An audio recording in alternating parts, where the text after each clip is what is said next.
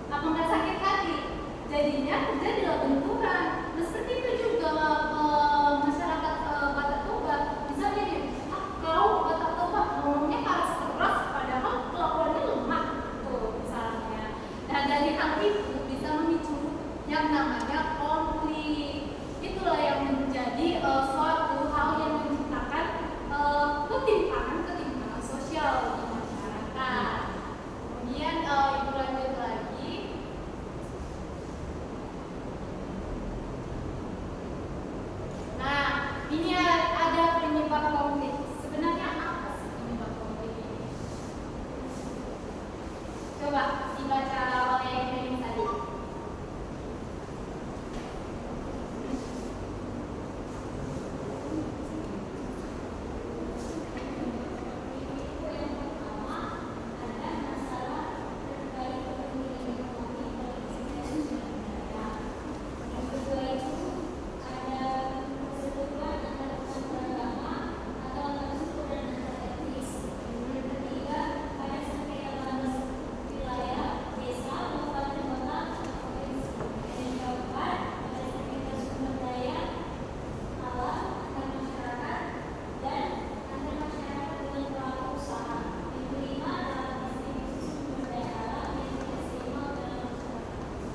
Oke, terima kasih. Jadi yang pertama itu ekonomi, politik, dan sosial budaya. Nah, kita itu kan memiliki perekonomian yang berbeda-beda. Ada yang dari misalnya dari segi pekerjaan yang dulu bilang, ada yang jadi dosen, ada yang jadi guru. Nah, akibat perekonomian tersebut ada kelas-kelas sosial di masyarakat. Nah, minggu lalu ada yang belajar dengan buku siapa kemarin yang stratifikasi sosial? Masih kita belajar minggu lalu tentang stratifikasi sosial? Masih? Nah, kan itu katanya ada tingkatan. Nah, tingkatan yang seperti apa?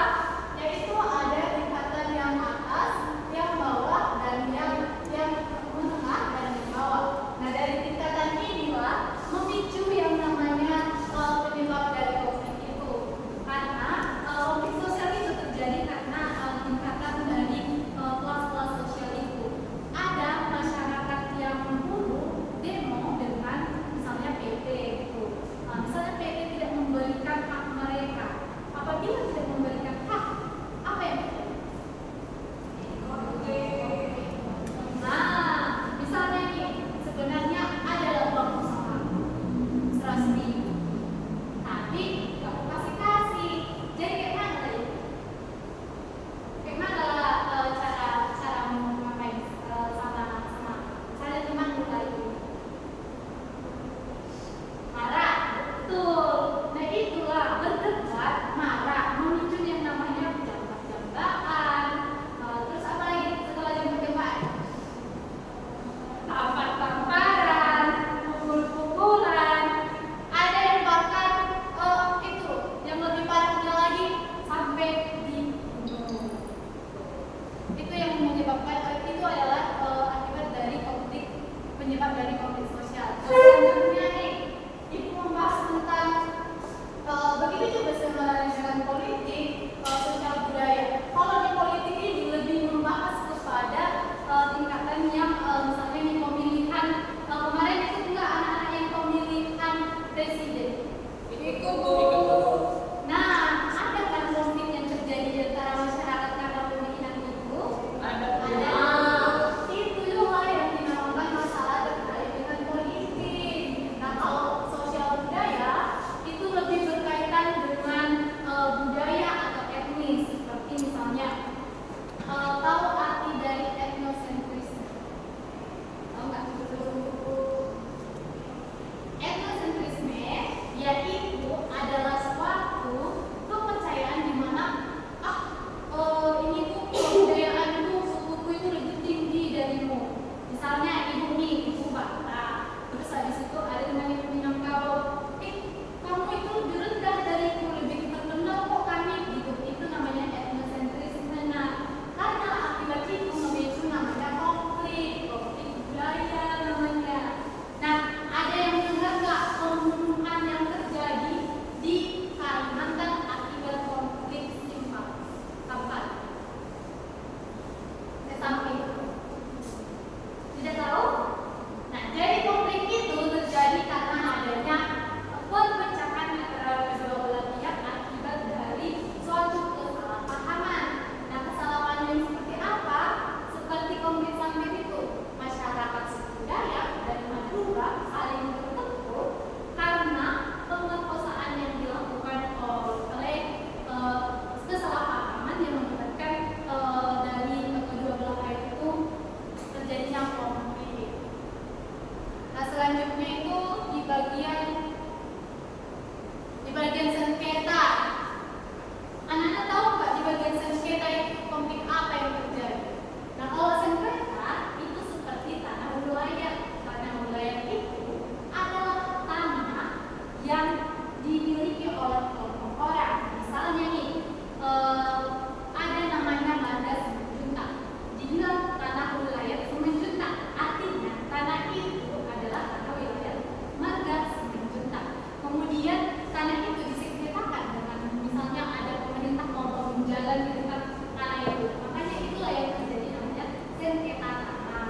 Itu namanya terjadi konflik sehingga adanya perdebatan dan memicu adanya kerusakan yang terjadi akibat konflik tersebut seperti pelemparan batu atau bahkan kekerasan. Kemudian selanjutnya masuk ke bagian ini, bentuk konflik sosial dan contohnya. Ada yang tahu nggak bentuk konflik sosial seperti apa?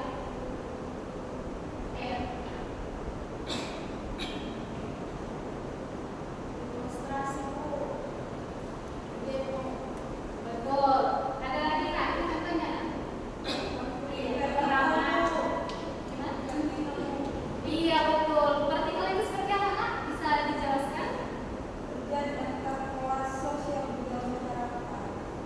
Yang kelas sosial seperti apa?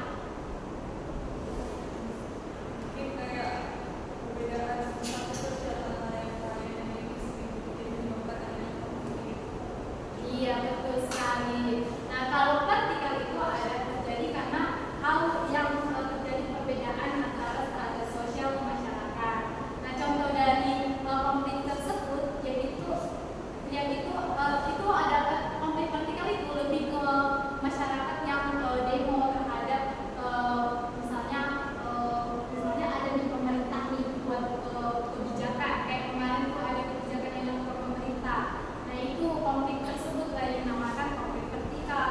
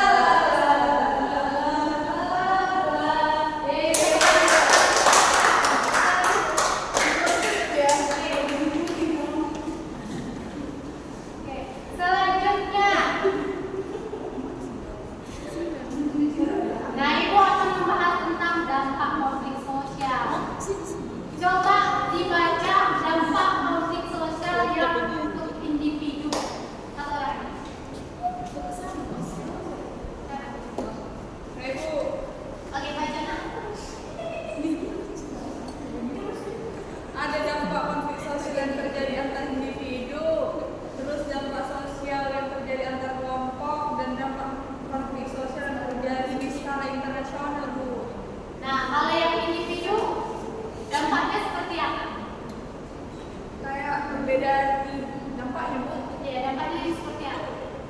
Dampaknya bisa kayak terjadinya mungkin jampak-jampakan kayak gitu yang tadi. Ya, betul. Kalau yang kelompok ada yang tahu? Oh, ya benar. Iya, betul. Yang internasional. Palestina Iya, konflik Gaza. Iya, tepuk tangan dulu untuk semuanya sudah paham. Nah, karena sudah paham, jadi aku akan menjelaskan sedikit nih. Nah, misalnya kalau konflik individu itu lebih ke pertengkaran, pertikaian. Namun dalam konflik ini dia menciptakan yang namanya gangguan psikologis seperti misalnya si Melisa sama si Lulu saling konflik. Nah, si Melisa bilang, kalau jeleknya gitu. Lalu kalau enggak si Lulu bilang, lebih jelek gitu kan. Terus habis itu diposting lagi di story, dibilang lah jelek seperti itu.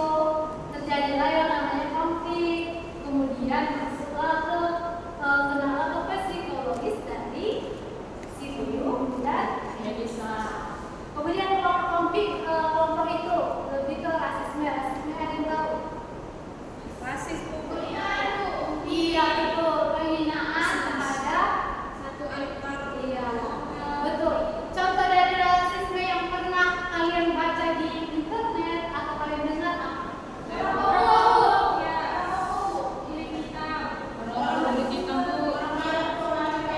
Iya, itu termasuk ke dalam rasisme. Kalau misalnya kekucilan, ada yang pernah dikucilkan nggak di sini? Ada nggak? Ada yang dikucilkan atau dibully nggak di sini? Itu nggak boleh ya, nak? Membuli orang itu tidak diperbolehkan. Nah, iya, karena itu akan merusak mental. Iya. Kemudian internasional. Ini ada yang namanya gangguan psikologis dari si penduduk. Misalnya nih, peperangan. Kalau peperangan yang satu dengan peperangan yang satunya menyebabkan yang namanya kerusakan di dalam negara psikologis. Iya, di dalam lingkungan wilayah penduduk. Nah, iya betul. Selanjutnya nih, Ibu akan membahas tentang resolusi konflik. Coba siapa yang tahu tentang resolusi konflik? Petrus, tahu nggak resolusi konflik itu seperti apa? Tadi tidak mempelajarinya sebelumnya ya, nah padahal kita sudah bilang biar dipelajari. Ya udah, selanjutnya tinggal Bu.